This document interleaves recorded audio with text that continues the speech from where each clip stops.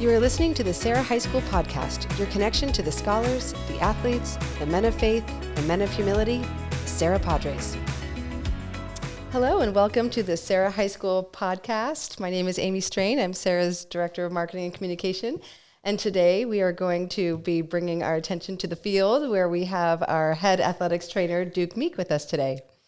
Hi, thank you for having me. Absolutely. Thank you for being here today. Many of you have seen Duke either driving or running with supplies to aid one of our injured players or just to actually get some of our injured players back to healthy and back to fit and back to their performing. So Duke, thank you for being here. And why don't you just tell us a little bit about your department and kind of how you help all of our athletes. First of all, do you know how many athletes we have? I mean, at the top of my head, with 865 students, we probably have. I want to say I heard like probably over 80% of the student population plays a sport. So that's huge. So you've got a lot of clients. You're a busy guy. It's never ending. Yeah, I'll bet. So I'm the head athletic trainer, as you mentioned. We work under athletics, so I directly report to Justin Ferdinand and Darius Bell. And obviously, it goes up the chain from there. But it's that's great. good. So we're under athletics, and our duties are to take care of our student athletes here. Fantastic. And so, taking care of your student athletes would be obviously the obvious, the emergency situations, during field play, the injuries, things like that. But I know that there's a whole lot of other things that go into the sports medicine department. Can you tell me a little bit about kind of how you rehab some of our players and maybe some of the equipment that we have to help you? Yeah, so absolutely. So depending on the time of year, me and Kevin have a pretty good idea of what's going on that day, whether it's a game, practices, or all the above. So we have a rough schedule of what time those practices are, what time those games are, if a team's practicing off-site, things of that nature. Also, what kids are coming in for rehab, treatments to get ready for practice, or they can't play at the moment because of an injury. Sure. So our job is to kind of work with those athletes. But as you mentioned, emergencies can happen at any moment when you're least expecting it. So you have to be prepared at any given minute to jump on those things immediately. Sure. Yeah. Well, awesome. Yeah. I mean, I see you, of course, everybody sees the football tent, right? You see you're underneath there prepping for every game. And I know that you had mentioned Kevin Attard, who is, he's also an athletic trainer here. Yes. And the both of you are pretty much does it work that when we have home games that you're the kind of on-site sports medicine authority?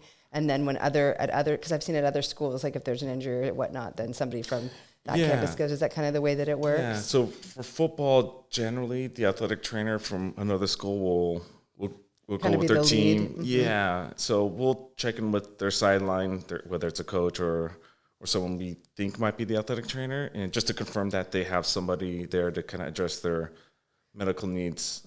There have been times where a football team would travel without an athletic trainer, so we would assume those responsibilities as well to take care of those student athletes as well, just as much as we would take care of our own. So excellent. Yeah, I mean, and you're talking about a lot of kids, right? You're talking about a 100-person roster with football, but we see you. I mean, I see you at the soccer games. I see you everywhere. So you kind of have a very necessary, component of the game, and also kind of some fun too that you get to watch a lot of kids. Yeah, I tell some of the boys and teachers or whoever that you could never fully relax. Oh, I can imagine.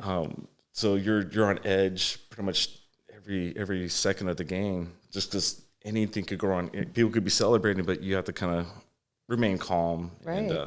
Well, you're kind of like first responder triage. You do all the assessments, when to call the next level in, right? I mean, I'm sure that's kind of what I always kind of give people what's an athletic trainer? You're kind of like a little bit of everything. You're the MT paramedic. You're kind of the psychologist. You're the counselor. You're the physical therapist. You're all these kind of roles, somewhat in one job.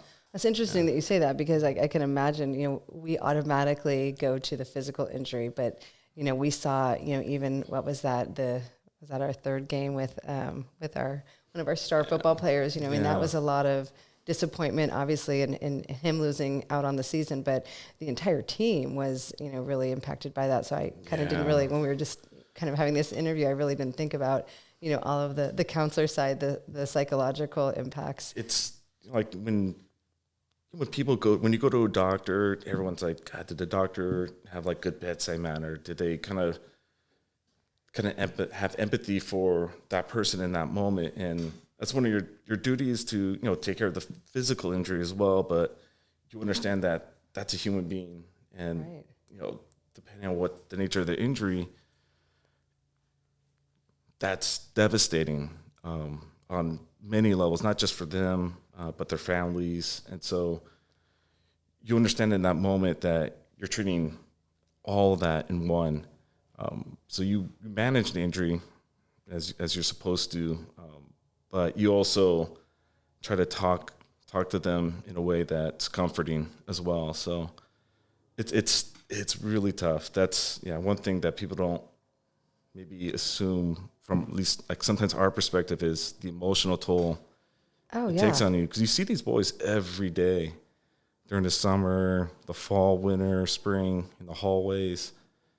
So you get to know them sometimes on another level that some people don't understand. Interpersonal relationships. I mean, you become, you are a mentor to them, and they see you in everywhere, so they become such a human being, right? Not just a person that you're taking care of. Yeah, I think I got a quote. I can't remember where I got it from, but I think it's always stuck with me that it doesn't matter how much you know until they know how much you care.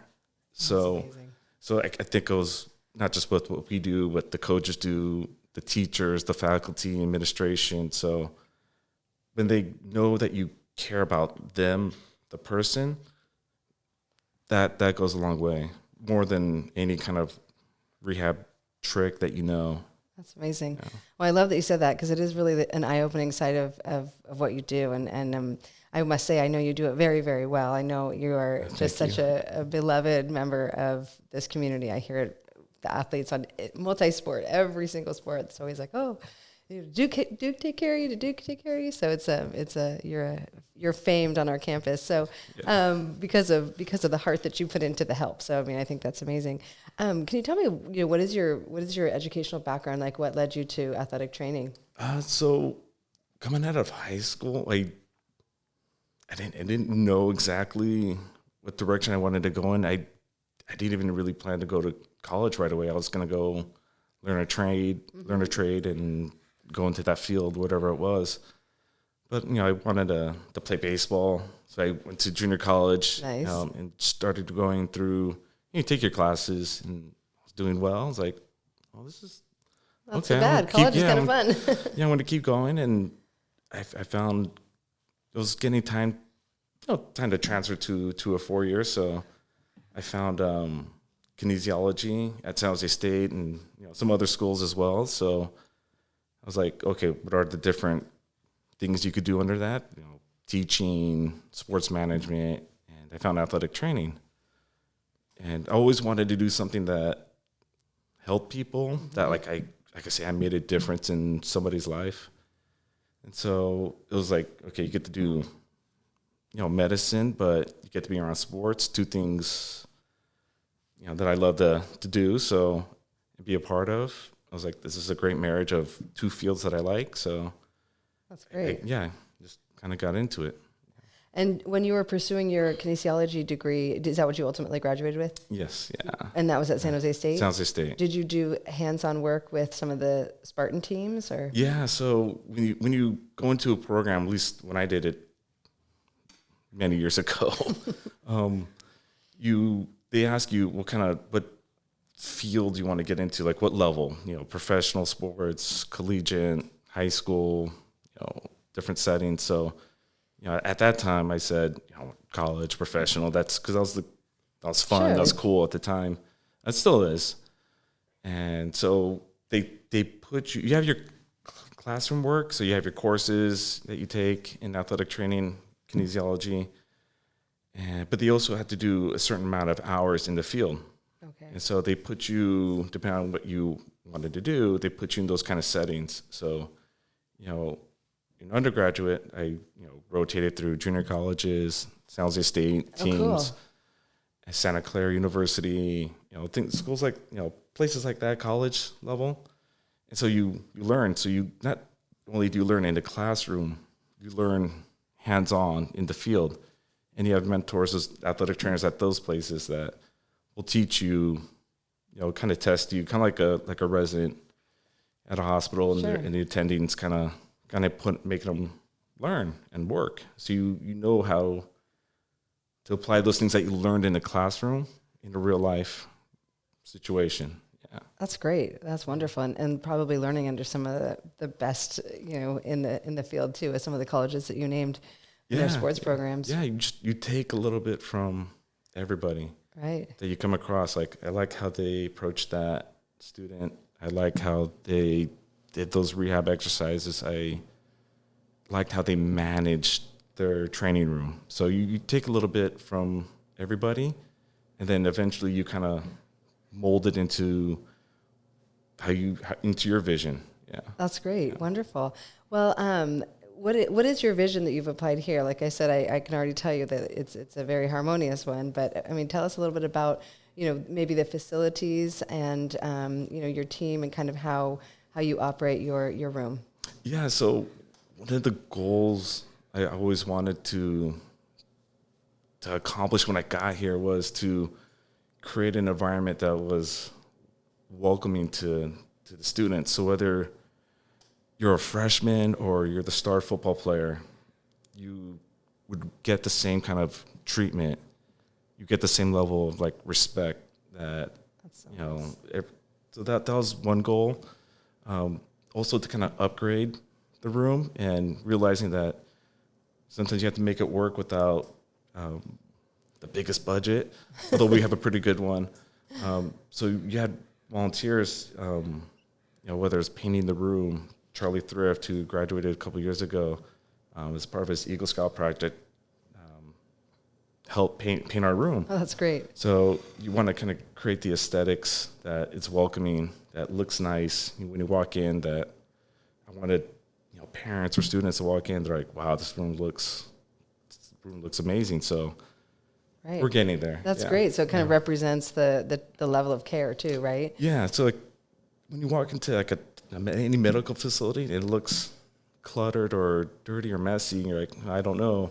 So I wanted to make sure my place looked clean, it looked neat, it looked orderly, it looked organized, efficient. So that's what I wanted to create it, and we got there for the most part. That's great. Still want to work on it. Yeah. And so so you have tables there for, so you have tables, and then you have, is it that you have tubs, right? For. Oh yeah. So the general setup is we have it's called a wet area. So, the cold, we could make it hot too, but it's cold tubs, so we put ice and water for recovery, but the area is meant to get wet. So if there's splash, water overflow. I see.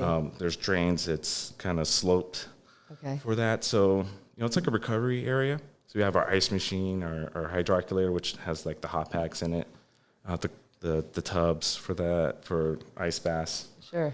And then it's kind of separated by that wall. And then we have our kind of treatment tables. Everyone calls them massage tables, but I almost did, tables. And then I was like, "Is that insulting?" No, not at all. They're actually technically massage tables, so you're not wrong. Right. So we have treatment tables to lay students down where they need a moment to rest or receiving treatment, or we can do me or Kevin could do an evaluation. So it provides different purposes, but.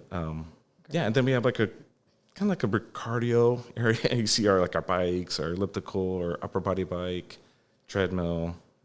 Great. Yeah. And so how do you blend kind of your rehab training with any work in the weight room as well, or are you completely separate? Or sometimes we do. Depending. It's hard. It's difficult to kind of supervise someone if they're rehabbing.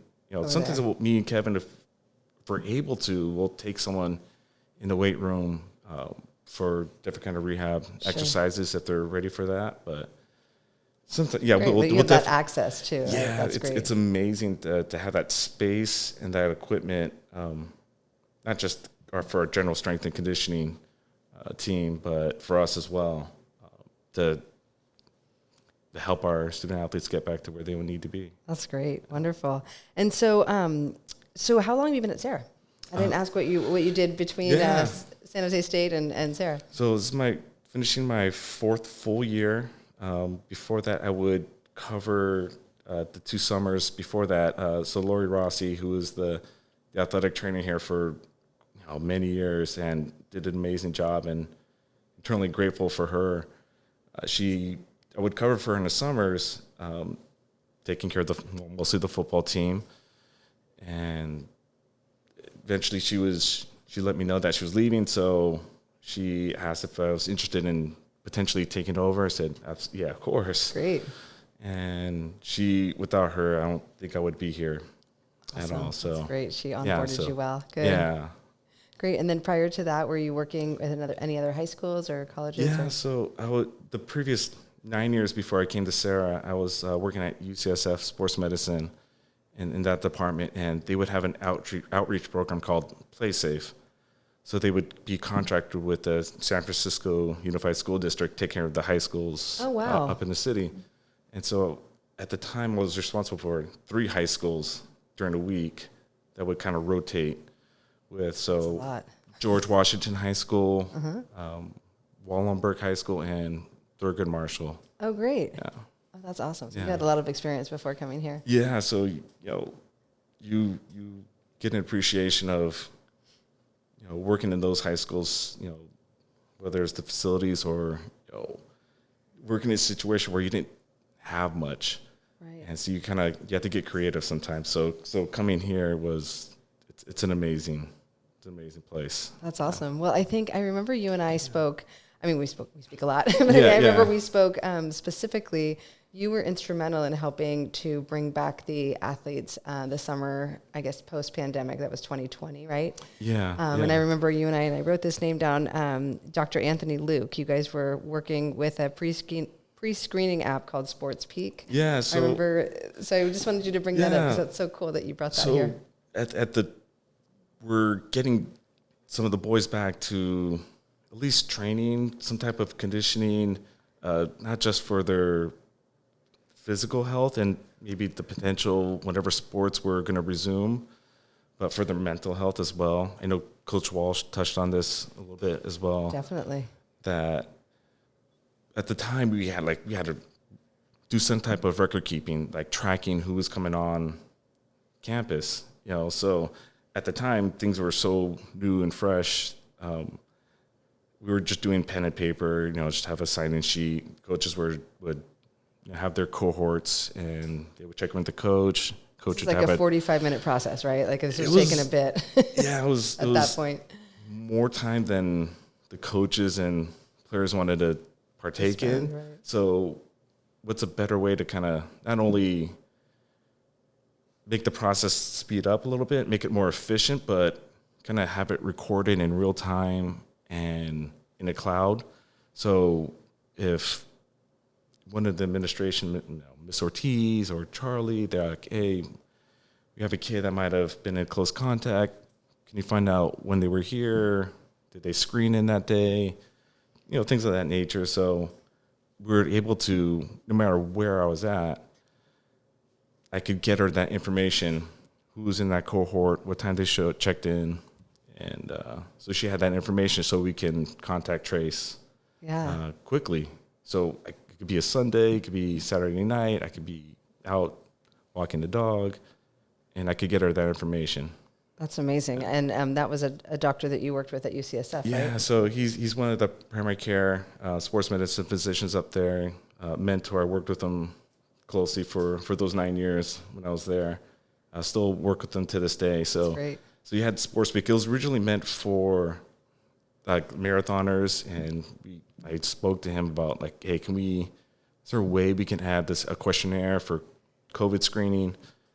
And he quickly was was able to do that, and we got it to our coaches, student athletes. So that's so awesome. I love that story because it was so instrumental in bringing back, safe cohorts to practice. And you guys were doing it hours on end, having different groups of students come back on campus. And again, just to, remember that time. I mean, we're talking, spring/summer of 2020 when everything was shut down, lockdown mode.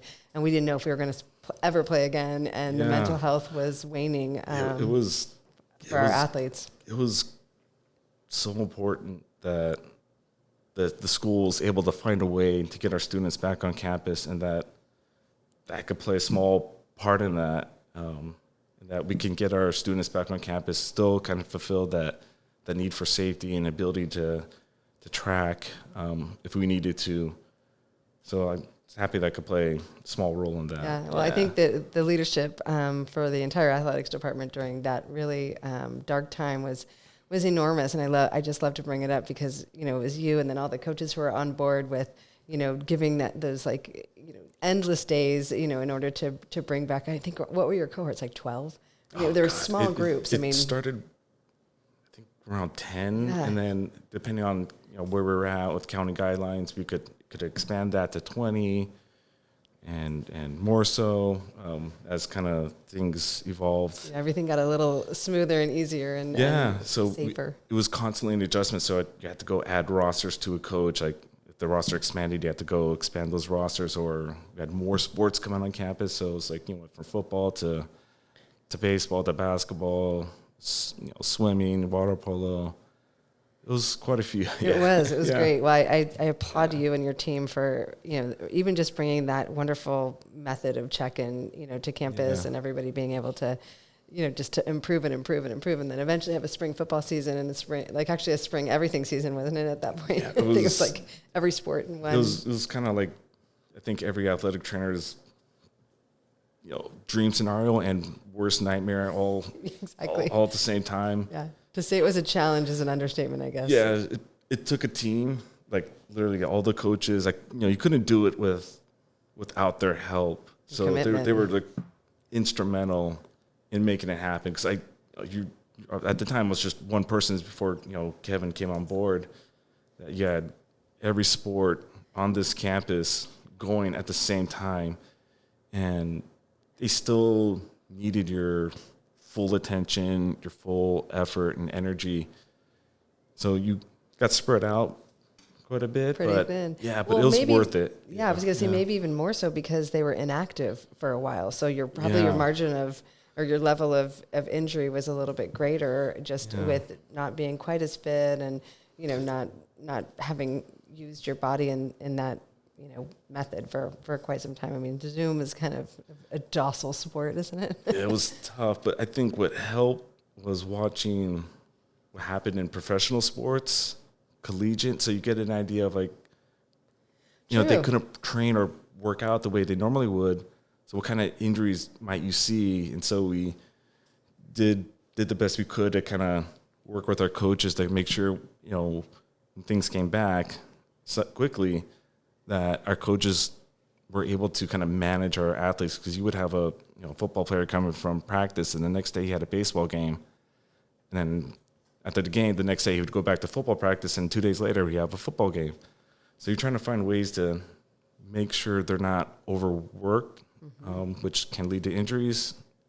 So it was a process, but I think we did all right. I think you did great. I'm totally impressed. So it's so interesting. This is why I love these podcasts, because we get to talk about things, the behind the scenes work that we all just assume we know and we don't, and it's so great. And we can say all day what a great job we believe you guys do, and I will always say that all day. Oh, thank but you. it's nice to actually hear what it is. We know you're busy, but it's like there's so much thought that goes into it. Like even just taking the time to assess collegiate and professional sports and say, okay, we need to make sure that we do this or with this. I mean, that's really preparing our athletes for success, which is... you had to learn. You had to learn from them to see what potentially might happen. So I think that was really instrumental in kind of allowing our students to be successful when they did come back, and not just play, but stay healthy, keep playing, go from different sports and within the same week. It's incredible. Yeah. Yeah. Awesome. Well, I know that you've illustrated such a huge knowledge bank. And I'd like to talk about the club that you started on campus here. If you can tell us about that, I think that's so cool that you're giving kids an opportunity to learn the trade early. Yeah. So that was one of the goals I wanted to start when I started here, was to have a sports medicine club to kind of give kids an avenue that there's other professions out there in the medical field. You got a lot of really smart students here that are going to go into fields that where they're going to help people, and so this could give them like that exposure. Whether it's athletic training, they want to get into physical therapy, be a physician assistant, be a physician, whatever it might be, to kind of expose them to this world that they might not have known about. I've had success with other students at other high schools that they saw what I did and were interested in, how do I get involved, and you kind of talk them through it and show them like, hey, you could, these are the classes you want to take. This is the major you want to go into in college. Talk to different people. We were halfway through it, the 2019-2020 school year. Just ruined everything. Yeah, it was like we're rolling, we're getting going. I was gonna like set up field trips, like take them to different sports medicine conferences. Oh, that's cool. Reach out to different colleges, like, hey, can we do tours for our students so they can see the maybe Division I training room, campus, professional sports. Like, reach out to these different groups, and then obviously COVID hit, and that kind of put a niche in that. Little bit, yeah. And so now are you kind of getting things rolling again? Yeah, so we ramped it back up this past fall, kind of summer. I had a couple parents reach out that their students were interested, or their sons were interested, and so we got it going again. It's a unique club that it's one of those you kind of have to be here. You have to be in the training room. You have to be at practices sometimes, at games, and I think for the most part, our students like that. It's tough for them as well because they got obviously different clubs, but a lot of them play sports, so or they have homework, so it's tough for them to give up their time to be a part of it. So we're gonna continue to grow when things hopefully improve in our world, that we can resume like tours of college campuses and take them to different sports medicine conferences. Yeah. Well, it's awesome because, as you said earlier, about 10 minutes ago, it's the hands-on experience that really kind of gives you that overall, awareness of athletic training. And so that's really cool that they would, because I'm sure that there are a lot of student athletes that we have that may not be going on to the next, many won't be going on to the next level. And, if they just are total sports guys and really want, they see a future, and it's a great career where you could, like you said, you can blend, your love of sports along with your desire to help people and medical interests as well. So, it's really just show them there's a different world. There's obviously everyone has their interests and things that they want to get into, but you might have those few students that they're not sure what path they want to go down, what they want to do in college quite yet. And that this is a different world that they could get into. So you could, I tell people it's the greatest job in the world because you get to watch games for a living, you get to work with people, you get to help them. You're still, in a loose kind of way, part of a team. Absolutely. And so you still get that fulfillment, and That's great. And do you have a lot of students, or how many do you have this fall? I think we originally had somewhere like 70-ish 70 signed up. Wow. Probably about maybe a handful that would help out during the football season because the rest were either in football or a different sport. Sure. And so, as we were so we're in this full swing of winter sports. Those students are getting back into their sports, so kind of have students kind of come in and out. That's great. You just mentioned the spring season, so I guess I should ask you, how do you balance, going from, I guess, 3 winter sports? Are we at 3? Wrestling, basketball, soccer, to an additional 7. Is that right? Yeah, and then you could even break it down further from that. So you could say we have 4 basketball teams, right? Yeah. Three different levels of wrestling. 3 soccer teams, 3 baseball teams.